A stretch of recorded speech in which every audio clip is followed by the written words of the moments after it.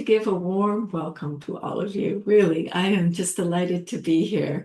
So, in case you aren't familiar with it, this meditative life is kind of a channel I've set up, which is around how we can, we receive teachings, practices, and they become so beneficial when we bring them right into the thick of our lives. And so this is my intention in doing this is to be able to explore together things like we're going to be doing today, relationship, just different aspects of life that greet us full on. And very often we toss away our practice. We do the best that we can and then go sit on the cushion. But so this is actually how can all of these challenges, all of these different aspects of our life help us to awaken, to wake up to these qualities of love, compassion, wisdom that are innate within us. So, this is really my intention in having this meditative life. And so, the recent series that I've been doing is on the courage to love, knowing there is nothing to hang on to. And, I've just seen in my own life how relationships really bring me face to face with my own patterns. And that relationships can really inspire me, that I don't want to hurt the person I love. So there's ways that it really helps support. And then I also start to see when things become about me, so my world collapses in those moments of relating. So, there's a whole series if you haven't seen, and it's on this Meditative Life website. It's also posted on YouTube. This Meditative Life website actually has a lot more material that goes with it. You can read it, for instance, if you prefer, rather than watching a video. And then there's, different ways of relating there. So anyhow, today I'm really delighted to invite Edwin into this conversation. So Edwin, he's an instructor with Intergar. He's also my companion of over 40 years. We have had uh, I would say, we'll see what he says, an amazing life together. And so we're going to begin asking some questions of each other. And just to let you know, we've agreed upon the questions, but not the answers. So I will be listening very carefully. And our intention today is to be as vulnerable, open, and honest, really as a means of our then being able to take our discussion and bring it into the fabric of how we live our lives, our own experiences. So we're going to want to be hearing from you later on, whatever this might touch or what responses you have or questions, whatever it might be. So we're hoping to engage in dialogue. We'll begin today with a very short sitting. And that's just to help us arrive, be present, and then we'll move into the dialogue. And we will also have a period of practice that we'll do where we are really looking to how we can bring relationship into practice. Okay, so Edwin, just before we go on, would you like to say hello? Yeah, thank you. Yeah, hi everyone. I'm delighted to be here, and thank you, Myoshin, for inviting me to here and set this up. And I just want to thank also all the people who are help put this meditative life together. I put the link in the chat. But there's a growing team of people like Diane's on here and Christine is on here, and Lee Rosenberg, who couldn't join us today in Minneapolis. But it's been a really delightful, slow journey to be able to develop all this content for this meditative life. And uh, and I'm really happy. Like Mingo Rinpoche uh, has expressed his support for Myoshin, as has Tergar. So this is kind of like, yeah, this comes out of the umbrella, the tent of Mingo Rinpoche's teachings and Tergar, and is really, finding different ways to be able to disseminate these amazing teachings that have come to us from this tradition. And the whole idea of bringing it into our daily life is really important. I'm also a little impressed with the way Myoshin can just churn out content effortlessly. Uh, Takes a bit of keeping up with at times, but I've been really enjoying the journey, and so this is fun to do something like this together. Yeah. Thank you, Edwin. And we do really hope to do more together in the future as well. Um, just such a joy to be on this path with you. And again, echoing the thanks to the team that make this all possible. Diane, Christine, Lee, and Edwin. Okay, so we'll begin just with a very short practice to help us arrive to be here, to set our intention. Okay, so finding your sitting posture,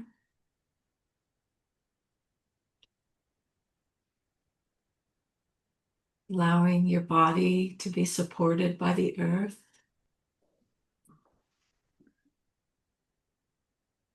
Spine is upright and inviting a sense of relaxation and ease into the muscles.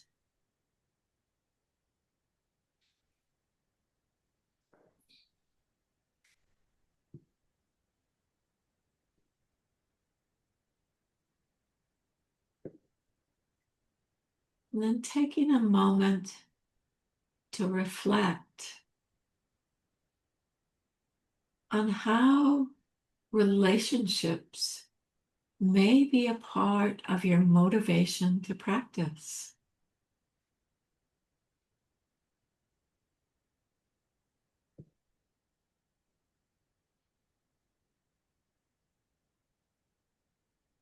Well, through our connection with others, we might feel inspired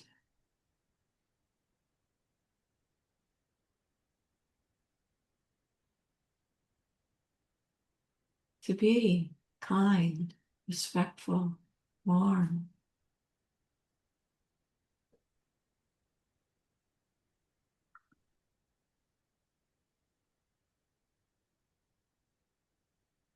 Or we might be inspired to want to help, be of benefit,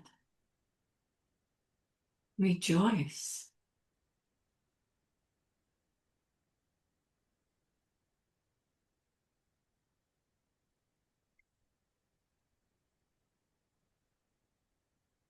And seeing if we can allow that motivation to expand, to include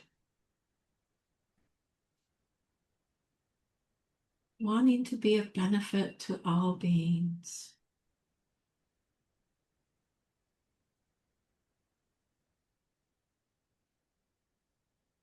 Through our presence, through compassion, wisdom,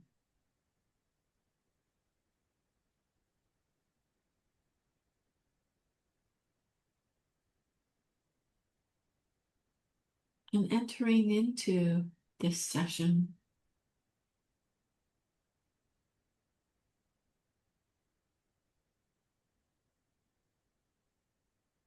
with the wish to benefit all.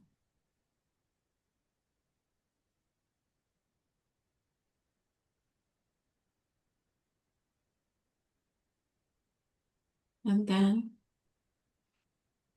rest in open awareness.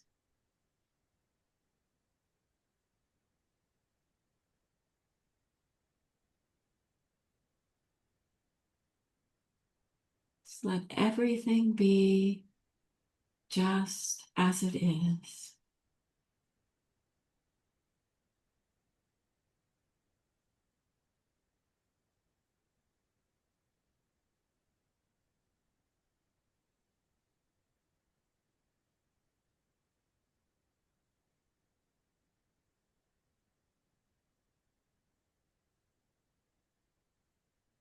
letting go of any sense of doing and just be. All of your sense doors can be open.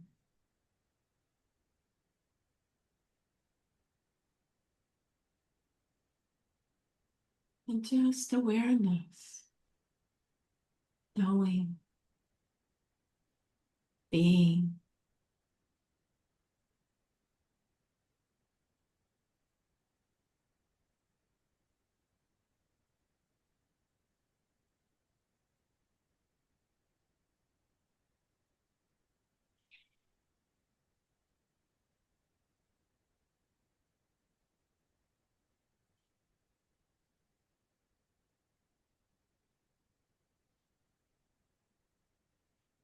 And then for a few moments, just let freely move through your mind relationships that you see have impacted your life, whether they're close loved ones, family, co-worker, a chance meeting, a teacher we've never met.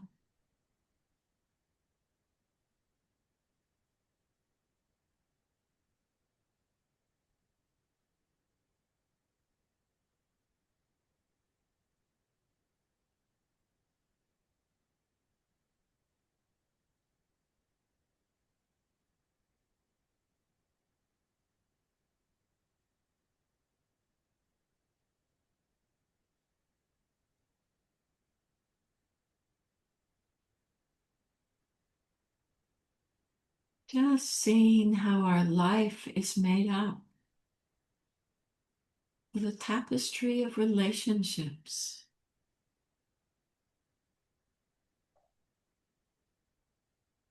that have influence and change our course, our mind.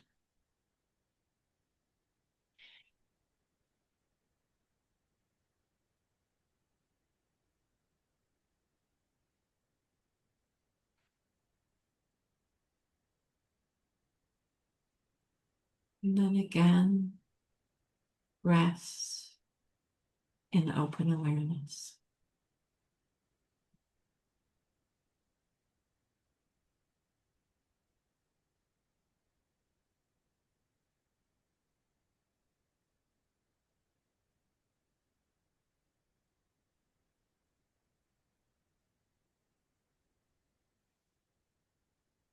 Okay, so I invite you back to the screen to be together as a group. If it's possible for you to turn on your camera, then I invite you to do so. It's nice to get a sense of everybody who's here. And I know for some of you, you've already said this isn't possible for different reasons. But if you can, great to see those who have just joined us. Hi, Beetle and Alvina. I hope your connection has worked out. Better. And Shu, yeah, great to have you here. Okay, so yeah, so Edwin and I have been in relationship over 40 years. It's been a journey. I just look back to our our time when we were much younger, much less wrinkled, and things have obviously changed. And just what a journey it's been. Um, I think when we first got together, I did have the sense that what I didn't have was the question, oh, I wonder how long this is going to last, which was a famous thought in my mind at that time. So that should have tweaked me to something pretty good was here. But anyhow, so today sharing some of this journey that we've had and trying to find these aspects that could be important to be looking at in our lives as we relate. And then we will open it up beyond just close relationships. So, and I will ask Edwin a question. So, Edwin, how important has relationship been on your own journey? Yeah, it's interesting because I've I had the great fortune of growing up in a very loving, caring family. I mean, of course, it wasn't like most families in the 50s and 60s. It was not all smooth sailing, particularly as I got to be a teenager.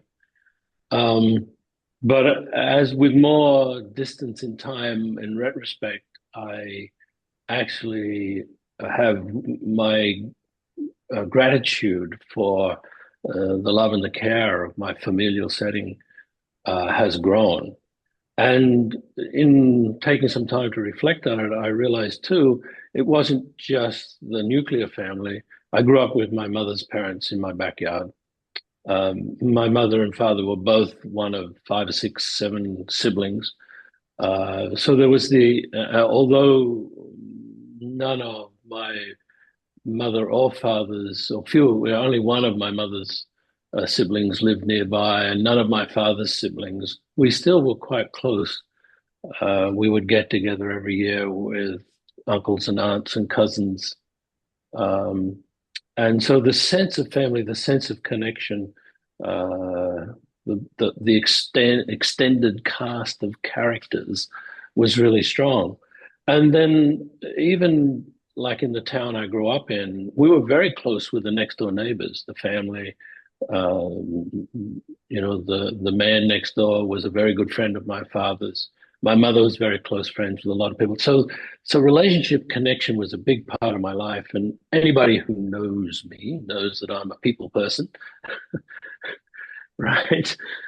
so so I just in reflecting upon this, I just realized, wow, I've always had close connections. My brother and I shared a room when we were kids, right through until we finished high school. So I've always had a roommate, always had somebody living in my room, even as a child. When I went to university, my first month at university, I made a very, very close friend who we've been best friends forever until unfortunately last year he passed away. So, it's just like relationships and close relationships have been a really big part of my life. Yeah. And then, of course, on the spiritual journey, and I've had the great fortune of being part of three major different spiritual communities, since the 70s. The people aspect of it, I think, which is one of the beautiful things of tuning into an event like this. Most of these people anyway, I know from somewhere. I've met you. We've done programs together. I've stayed at your house, or there's some other connection. So this interdependence, this connection, uh, uh, the goodness, the warmth, the heart. That is really, to me, in my mind, it's the people. Of course, there are people on the journey that might get under your skin or rub you the wrong way. It's not always, you don't get along with everybody. You can't get along with everybody. That's just the way of it. But where there is a compatibility, where there is a sharing of time together, of events together, uh, yeah, having a meal together, whether it's at your place or we're going out to a restaurant, or whether we go and do something together, we go to an event together. For a lot of people I know, we've shared events where there's been teachings with various teachers and so forth. So yeah, that's really, really, really what to me relationships are. It's the people connection. It's the it's the heart connection. And so to in my primary relationship with Myoshin, I think I was very fortunate um, to get it in spades in some way, or these qualities. Of course, I'm very fond of saying when I tell people Miyosh and I have been together for over 40 years, I said, you tell me which one's the saint. So it's doesn't take much to work that out. But yeah, I've been waffling on enough, Myoshin. I think that kind of makes sense. I don't know whether you have anything to add from your perspective. Yeah, as you were talking, I was just kind of seeing your world of relationship as being an extrovert and my world of being in relationship from the introvert. And it's amazing that there's very much similarities because relationship has always been important to me. And, having close friends, having people that I can talk to, share with. It's part of how I process everything. And actually, um, you're talking about family. My mother, her sisters, they had their parents had divorced, and so there was five sisters brought up under the mother, my grandmother. And they were so supportive of each other. And just seeing that, having that modeled, five women helping each other was just so strong. And so in my family, I always felt loved, but I did hit the rebellious age. And then I actually have a friend on here today who joined me in that time, um, where it was like defining ourselves within the world in a different way that was different than the eyes of our parents. And that was really quite a journey in itself. But Edwin, when he walks through the world, like you go for a walk with him, and he will talk to 10 people along the way. And I will smile and nod and, feel present to each person. But we just move through the world really differently. Sometimes I really enjoy those conversations that we strike up with people. And I have loved like walking in through mountains in foreign countries where we don't even speak the language and seeing how he has a way of connecting in with these people. And so that's one thing I really appreciate is the differences that we have that kind of come to life, but open up my world in a way that it wouldn't be if he wasn't the way that he is. So we make this journey differently. And my kind of reach, I think, is smaller in a sense of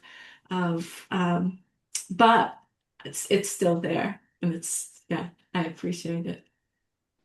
Okay, Edwin. So Yeah. So, what are some elements in the relationship that makes relationship work? What are the things that you think are important that make strong relationships work? I think a baseline is friendliness.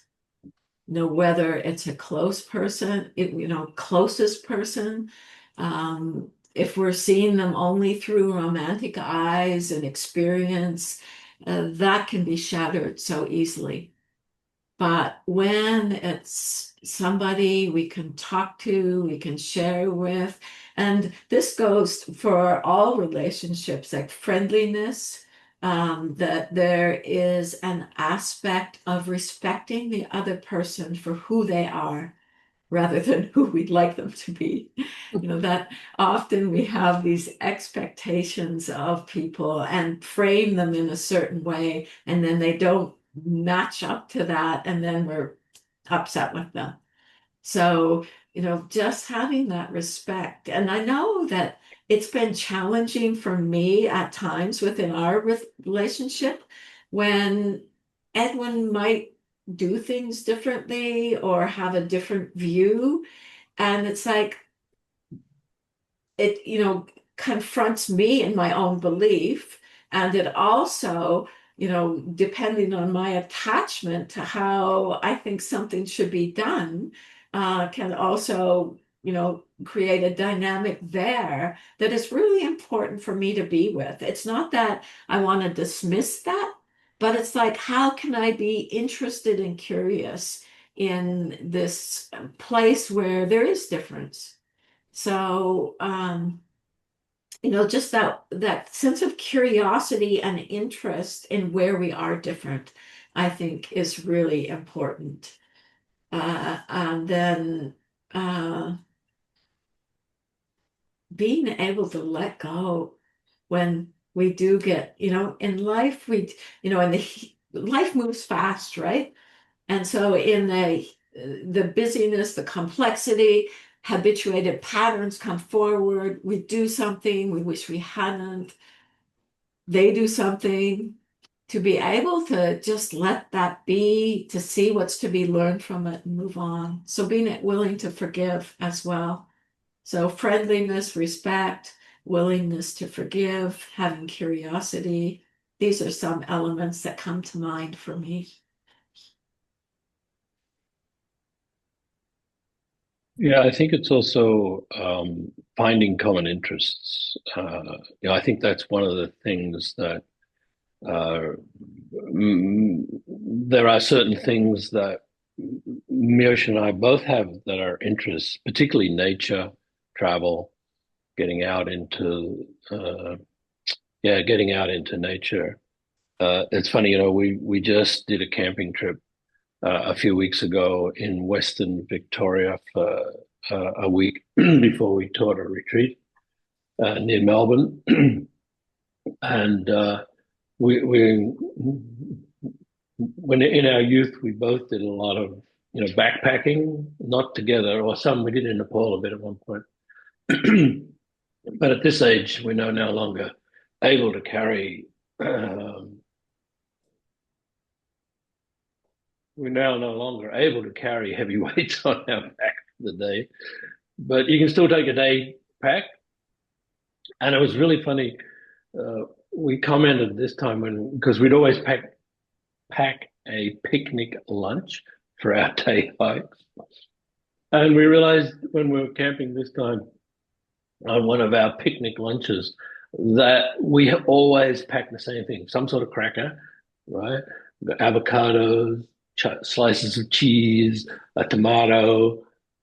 Well, for my American friends, when we were in America, it was a tomato, but here it's a tomato, and we'd have trail mix and some, water or some sort of drink, and we were rattling off the list of places on the planet where we've hiked for the day and had the same lunch. Like in the Swiss Alps, in the Pyrenees, in the Rockies, in the deserts of Arizona, and all over these places, like in Nepal, in the mountains. Yeah. Um, so, just that sort of thing of finding it's just a little, yeah, it's having a picnic lunch on a hike is really not such a big deal.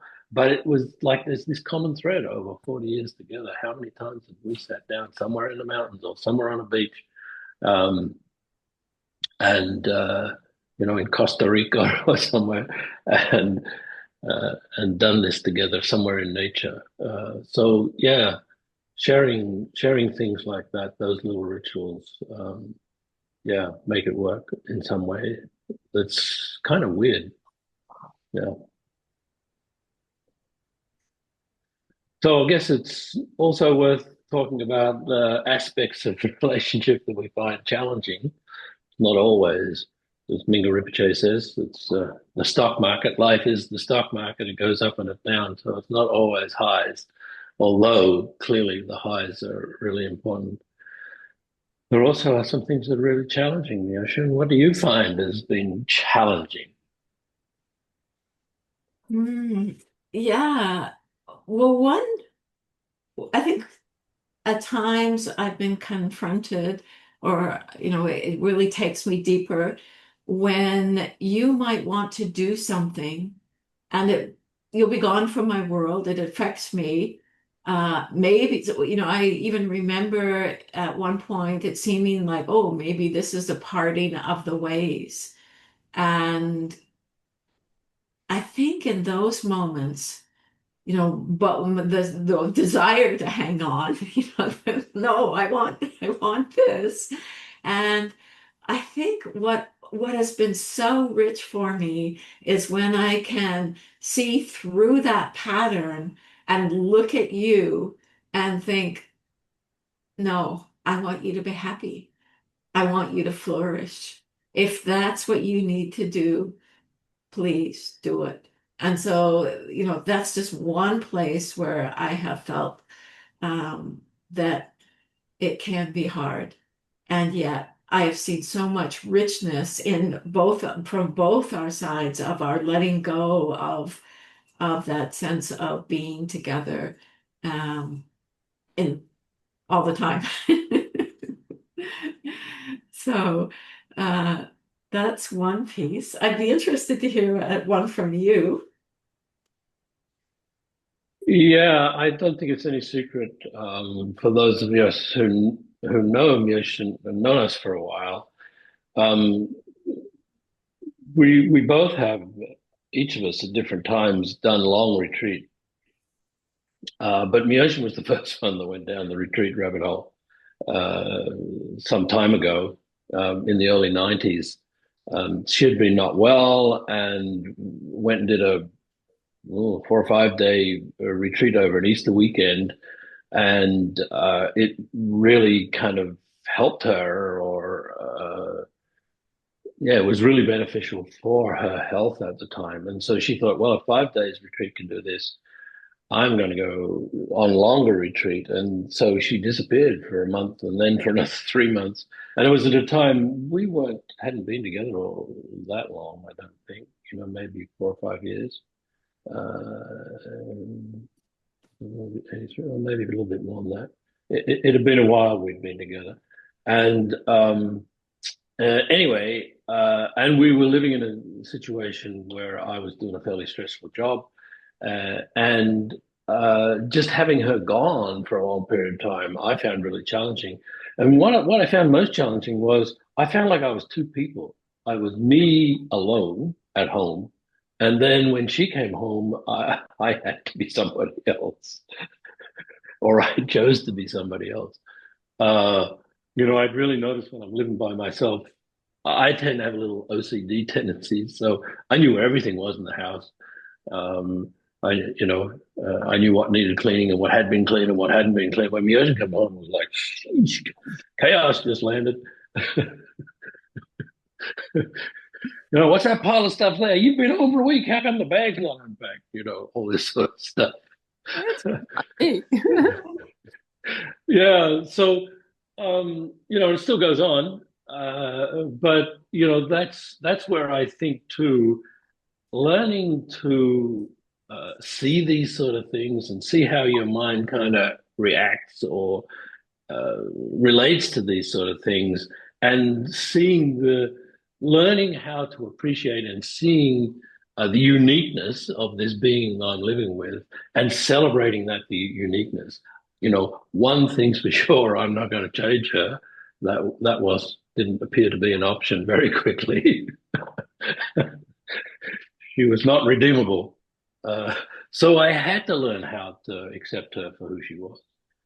Really challenging, but also from a practice perspective, transformative, transformative, no question. Yeah, I know, That's Miyoshi. it. Maybe you should tell them about those two rules that we discovered. Or maybe you can.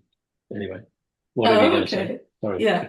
Okay. I'll just follow up first on this. And um, it has just this thing about he likes everything in its place and I am chaos. So, I remember times where if I was tired and he made some mention of it, then it's like, it's that voice of your mother telling you to do something or something like that. And it can be reactive.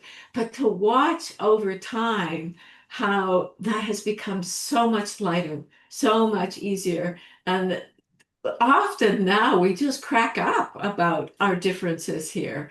And I think that that's something that because we've had 40 years to practice with this, um, that to just watch the shift in the way that we are able to hold this. And there's still moments when it's not the right moment for me, for him to be telling me a different way of doing things.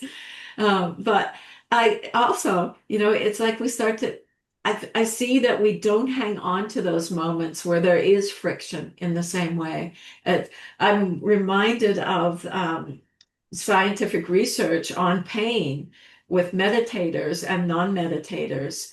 And with the meditators, when they were being given little droplets of heat periodically, and so they would know that it would be coming, and then they'd get it, it would be there, and then it would disappear.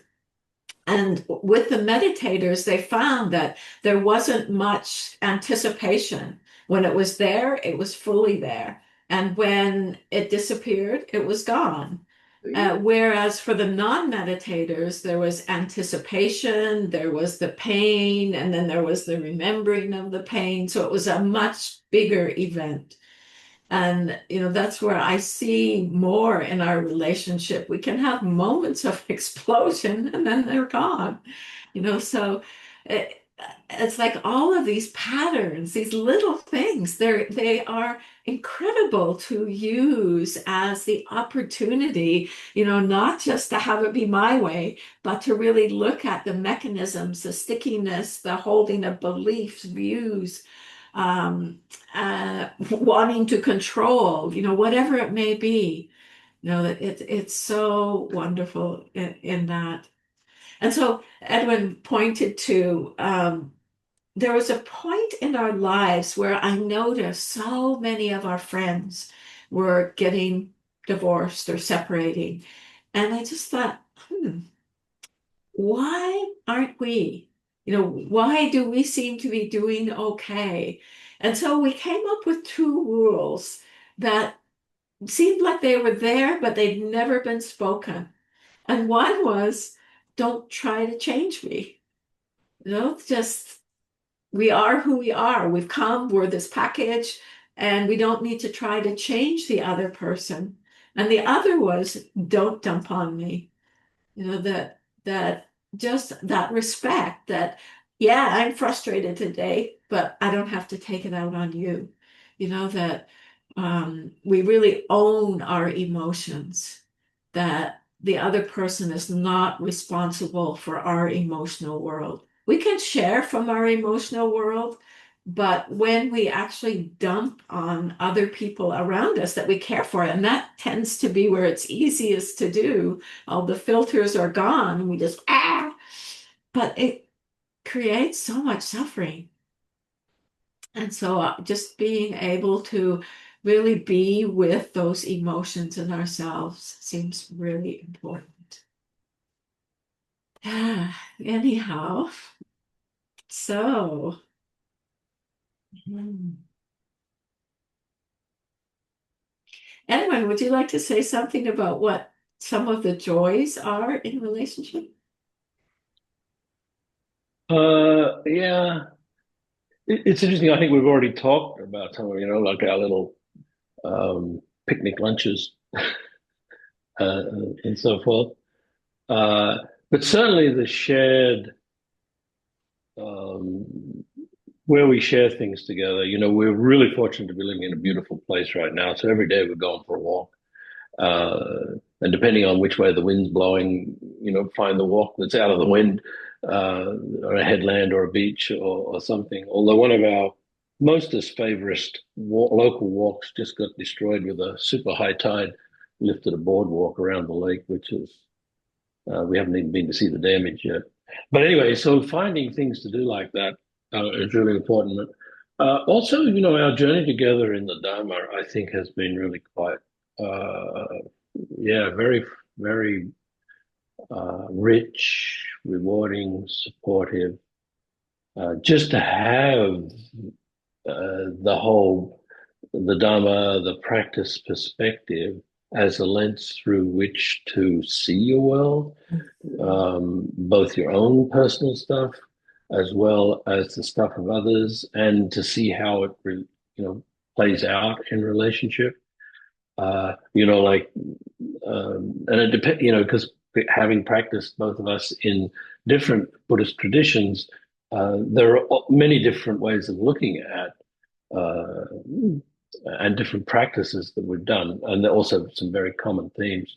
But this whole, Rinpoche's sense of healthy sense of self and unhealthy sense of self, really seeing the ways in which, uh, yeah, any clinging is conducive to suffering. And so keeping it light and playful, all the things Myoshin just talked about, and kind of letting go rather than hanging on.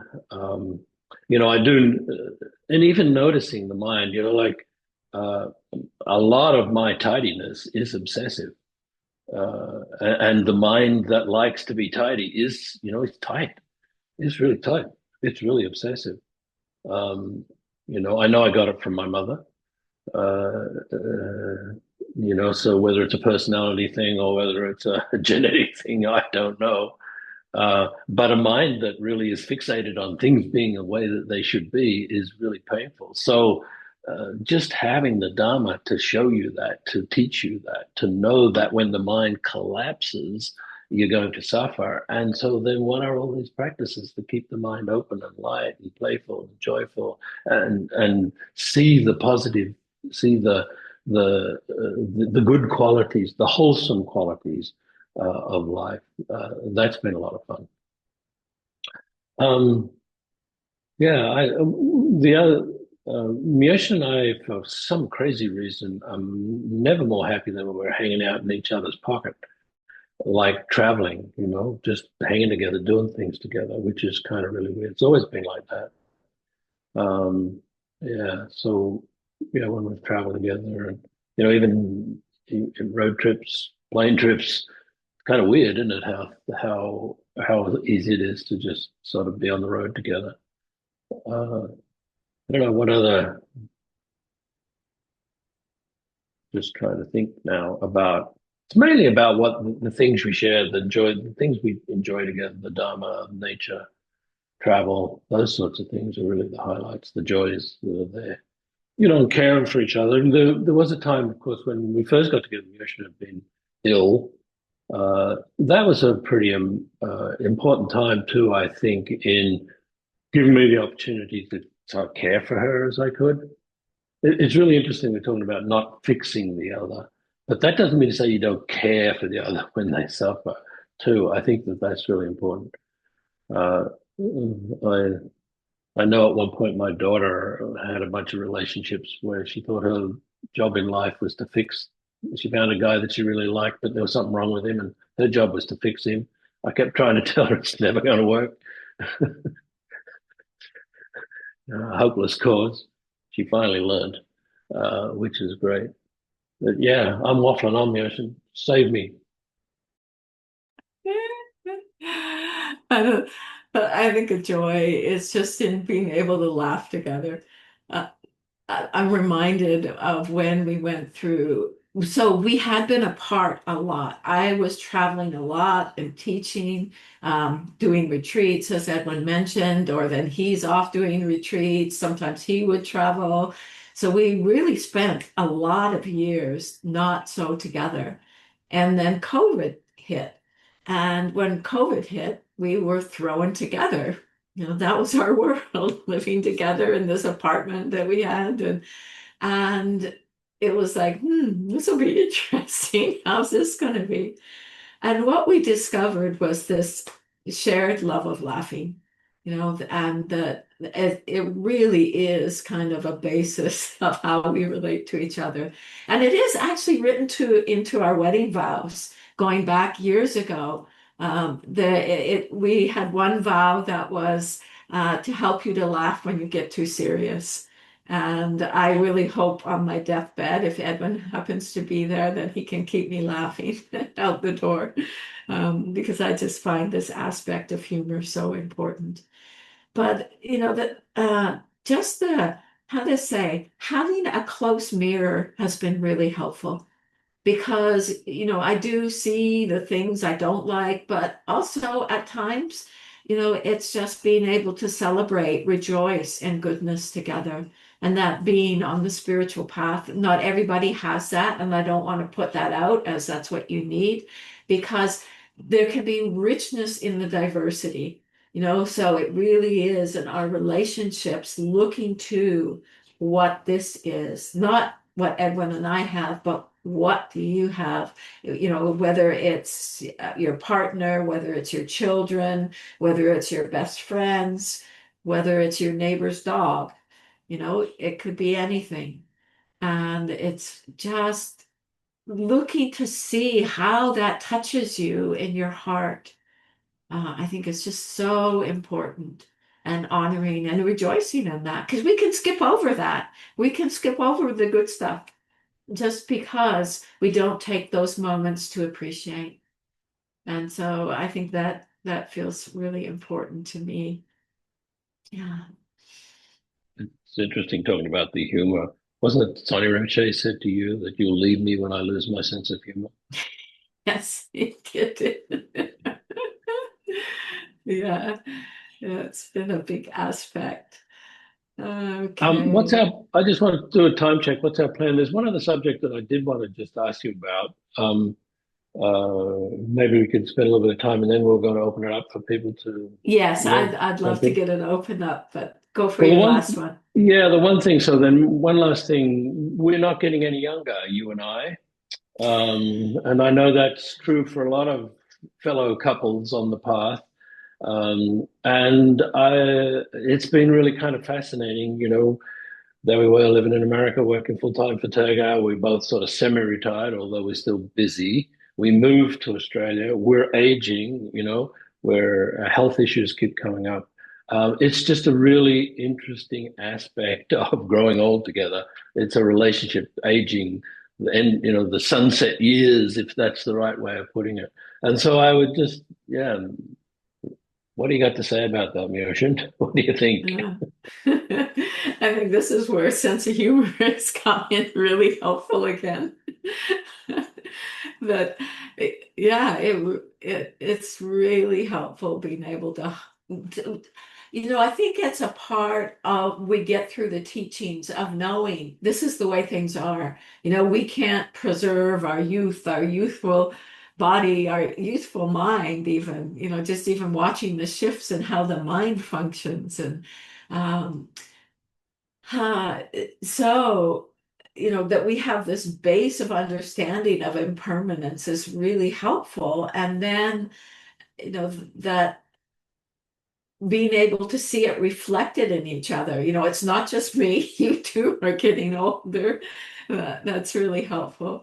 Um, and I think, one of the things, if we're in a close relationship, is that suddenly you find yourself together more, which isn't always, we may not be aware that that's going to happen as the world isn't quite as big as it once was, that we have more time together. And so, I think that's where it's really help me that I appreciate that we have this basis of friendship within that. And so I just, so often get a sense of our just journey through life. I just the other day saw a picture of us walking from the back and we were holding hands. And somewhere that's kind of to me, um, this journey into aging, into being there for each other when our bodies are failing and um, yeah, just caring for each other and just doing the best we can. That's what I keep coming back to, where whatever it is, just doing the best we can with what's here. What would you say? Good. Well, it's interesting, although each of us have health issues because we're now, well, you're not quite in your 70s, but you will be within a couple of months. Um, but we haven't had any really serious health issues yet, either of us. But I know a lot of our friends have, and so it's just really interesting, just even looking forward to how much time is left in life.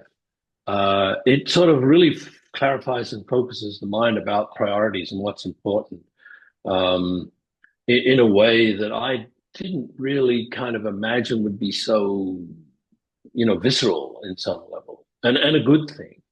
Uh, yeah, and to know that, we can be here for each other. I mean, I'm sure if and when one of us gets seriously ill, it will be incredibly challenging. Yeah, and we'll draw on all our strength of the past experience and the practice, of the Dharma and so forth. But at some level, I'm kind of excited about what's coming. It's not like as though I fear it or dread it. It's not going to be pretty, like suffering is suffering. I know that, the first noble truth. But the Buddha said the first noble truth is to be known. Well, sure as hell, dying, you'll get to know the first noble truth. So, in some level, I'm excited about the fact that we're going to age together.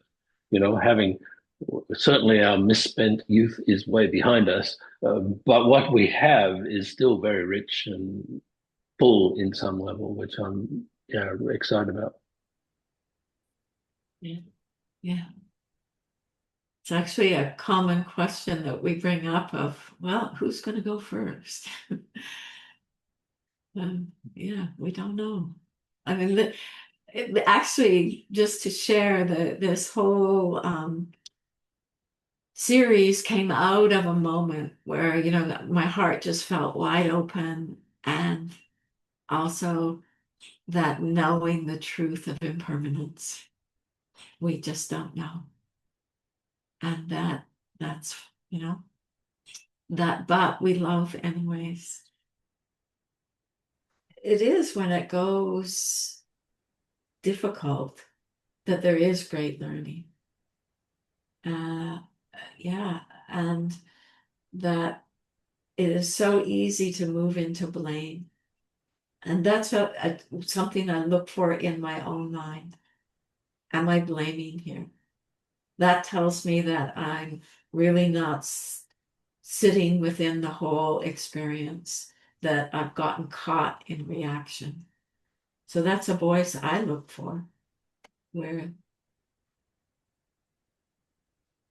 it becomes about something being wrong.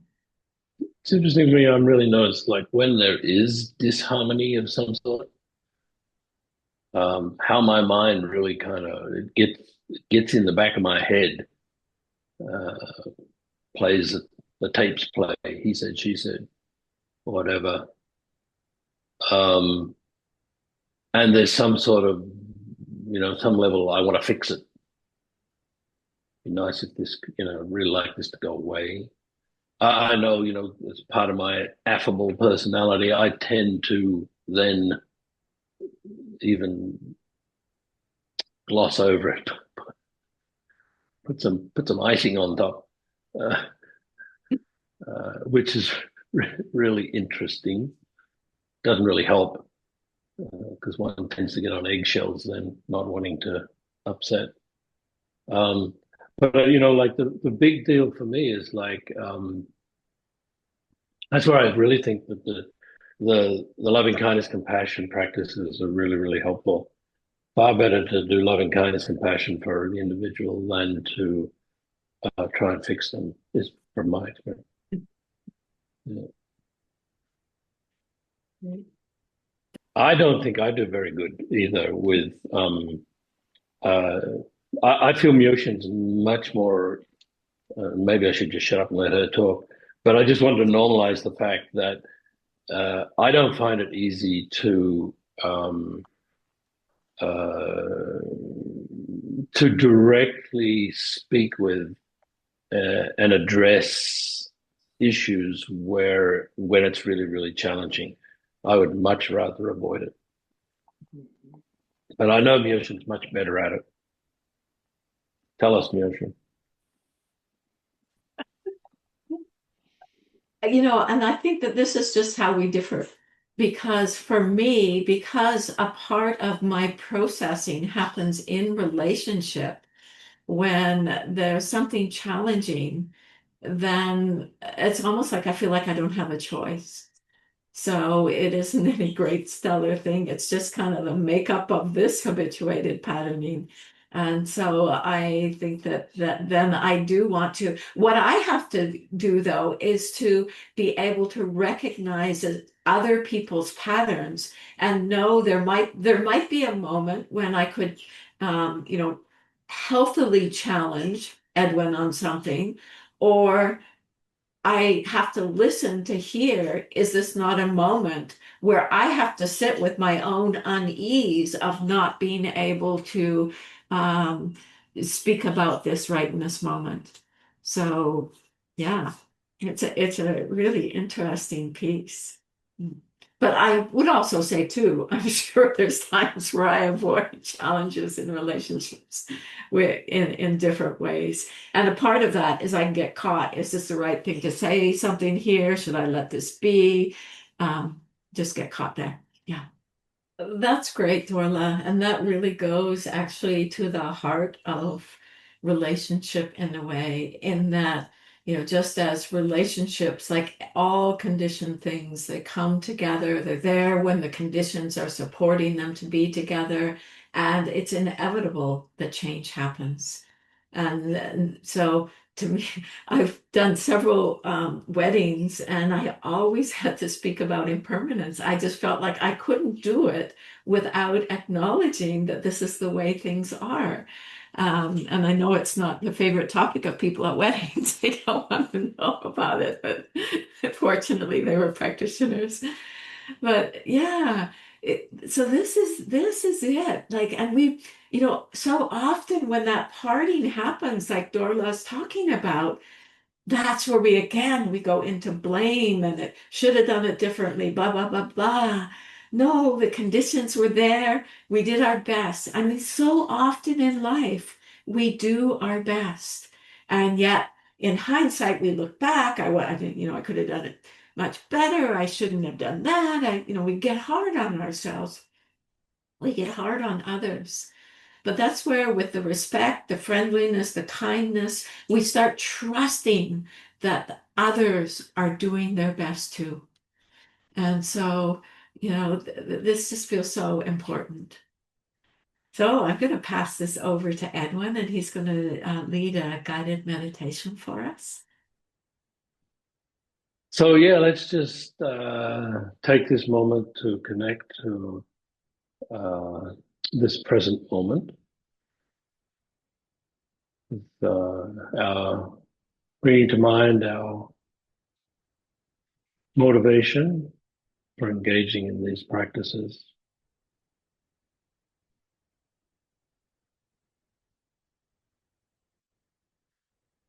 And of course, the primary relationship in our life is with ourselves. And as we know from these loving kindness, compassion practices, we all wish to be happy at any given moment. We would like to optimize our well-being. And at the same time, we don't want anything to rob us of our sense of well-being. We care for our well-being. But it's not just true for us as individuals, it's true for everybody. So naturally, if we wish to optimize our well-being, it makes perfect sense that we would wish to optimize the well-being of others, particularly those who are dear to us.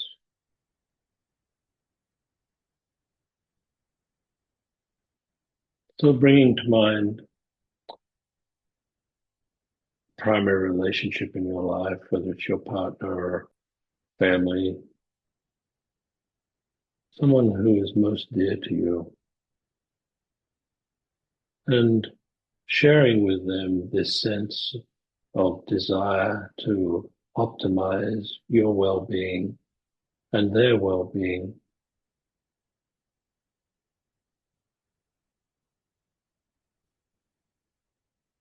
And perhaps you'll have an image of them prospering, good health, happiness. Maybe you have a preference for stating their wish for well-being, may they be happy.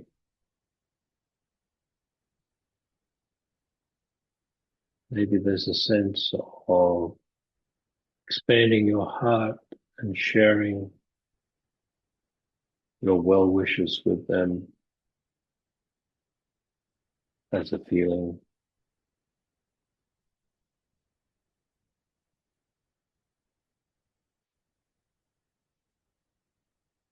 But from the bottom of your heart, wishing for these people who are dear to you to be happy and healthy.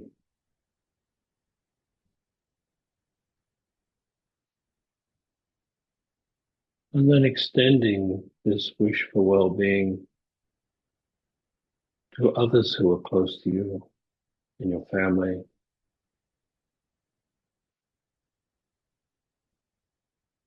perhaps in your neighborhood or your colleagues at work. Think of all the people you have a close connection with. Some of them may no longer be with us. But just like you wish to be happy, they too also wish to know happiness,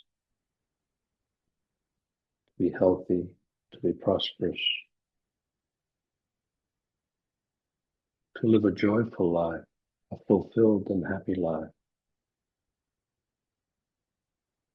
So again, in whichever way works for you to generate wish for their well-being, imagining the goodness of your heart, spreading out to encompass, to envelop all these beings and wishing for them to be happy, healthy.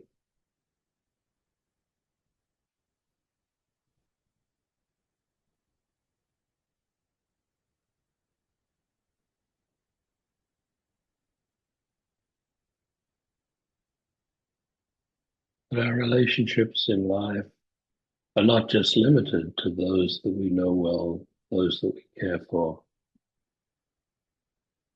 There's innumerable people on this planet we don't know, but we may have some relationship with them. They may be at the end of a telephone. They may be riding together in public transport or in the car in front of us on the road. They may be opening the door for us when we enter the building downtown. We still have relationships with these people. They're just not so dear and near to us. But we can also wish for their well-being.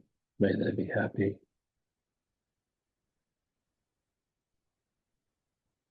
May they have joy in their lives.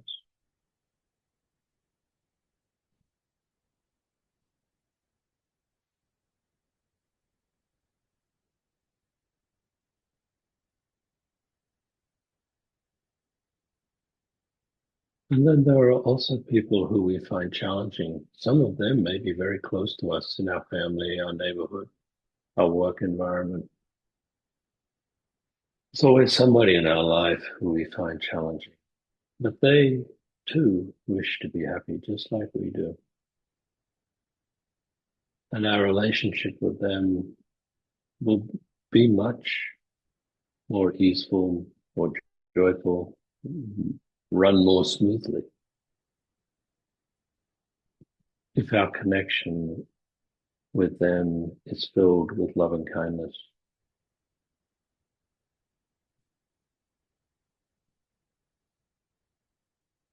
So wishing for the well-being and happiness of all those beings who we might find challenging.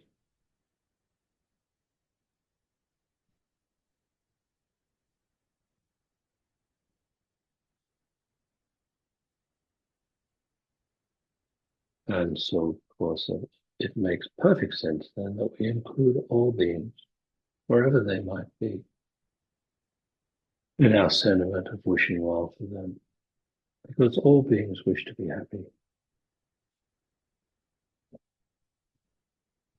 So imagining this heartfelt wish radiating from our heart center, spreading out as vast and as wide and as inclusive, so that it might include all sentient beings. May they have happiness and the causes of happiness.